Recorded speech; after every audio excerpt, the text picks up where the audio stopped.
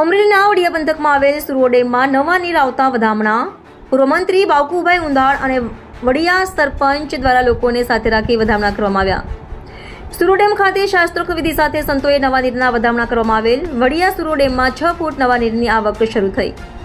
મઘા નક્ષત્રમાં નવા નીરની આવકથી ખેડૂતોમાં ખુશી જોવા મળી। મઘા નક્ષત્રમાં વરસાદ, પીવાના પાણી અને ખેતી માટે સમૃદ્ધિના નવા દ્વાર ખુલશે। રિપોર્ટર અશોક મણવર, અમરેલી।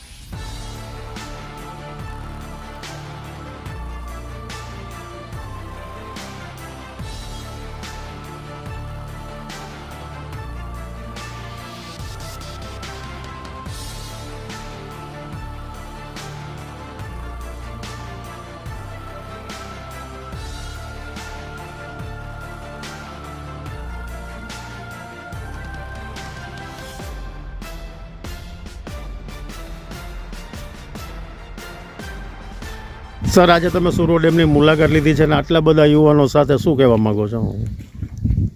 આજે અમારી બધી યુવા ટીમ અને સરપંચ એમના દ્વારા આયોજિત આજના વડિયા ડેમના જે નીર નવા આવ્યા છે એના વધામણાનો કાર્યક્રમ છે અને આ ટીમ અને ગામના આગેવાનો અને સંતો દ્વારા આજે વધામણાનો કાર્યક્રમ છે।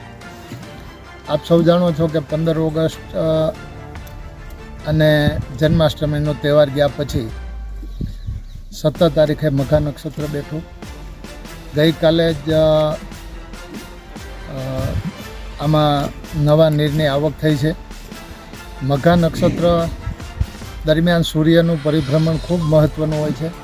આ પાણી ગંગા સમાન હોય છે અને આ પાણીથી ખેતીની અંદર એમ કે સોનું પાકે એવો આ વરસાદ છે અને જેમ કોઈ બાળક હોય એને એની માતા ખવડાવે અને એને સંતોષ થાય એવી જ રીતે ધરતીને પણ આ મઘા નક્ષત્રની અંદર જે પાણી આવે છે, વરસાદ આવે છે, એને લીધે ધરતીને પણ સંતોષ થાય। આ પાણી સંગ્રહ કરો તો આખું વરસ આ પાણીનો સંગ્રહ થઈ શકે એમ છે। પાણીનું ખૂબ મહત્ત્વ છે। માનો કે નાના બાળકોને કોઈ કૃમિ હોય અને આ મઘા નક્ષત્રનું પાણી આપે તો એ કૃમિનો પણ નાશ થાય છે। દાખલા તરીકે આજે આપણે અહીંયા ભેગા થયા છો તો અખતરો કરજો। આજે હજી 5-6 દિવસની વરસાદની આગાહી છે। 17 થી 29 લગી મઘા નક્ષત્ર રહેવાનું। તમે ખાલી એને આ પાણીની ખીચડી બનાવીને જોજો।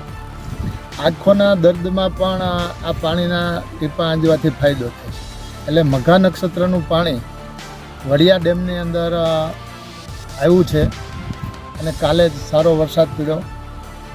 3 દિવસ પહેલાં પણ સારો વરસાદ પડ્યો ત્યારે બધા આગેવાનો, ખેડૂતો ખૂબ ખુશી અને આનંદમાં છે। ત્યારે આજે વડિયાની અંદર આ ડેમમાં જે નીરના વધામણા અને પૂજનનો કાર્યક્રમ તમામ ગામ લોકો દ્વારા રાખેલ છે।